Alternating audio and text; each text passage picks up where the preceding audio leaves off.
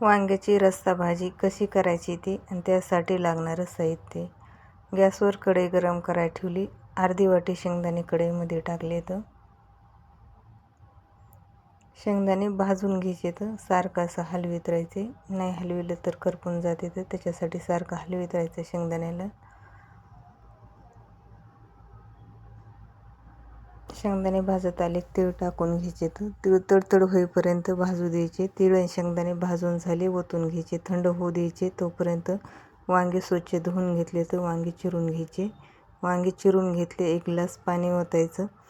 पाण्यामध्ये थोडंसं मीठ टाकायचं. मीठ टाकलं तर वांगे काळे पडत नाही, तर म्हणून मीठ टाकायचे. शेंगदाणे आणि तीळ मिक्सरला फिरून घेतले. ते असं बारीक कुट्टा करून घेतला आहे. तेल, जिरे, मोहरी टाकून घ्यायची कढईमध्ये फोडणीसाठी.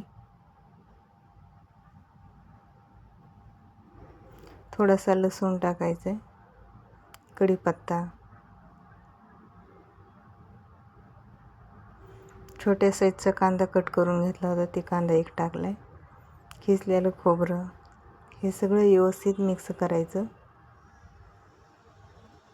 सगळं व्यवस्थित मिक्स झालं. आता ह्याच्यामध्ये वांगे टाकून घ्यायचे. वांगे परतूस तर दुसऱ्या गॅसवर पाणी गरम करायला ठेवले.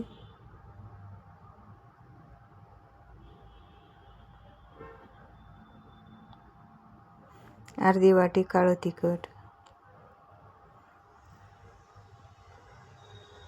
कुटा, चवीपुरते मीठ, हे सगळं व्यवस्थित मिक्स करून घ्यायचं.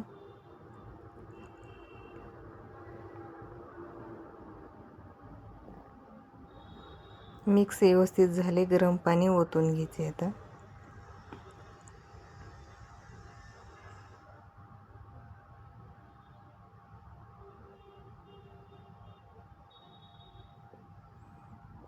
छान रंग आलाय भाजीला. कमी गॅसवर शिजू द्यायचं. आता थोडंसं लाल तिखट टाकायचं. तुम्ही जर नवीन असला, चॅनलला सबस्क्राईब केलं नसलं, चॅनलला सबस्क्राईब करा.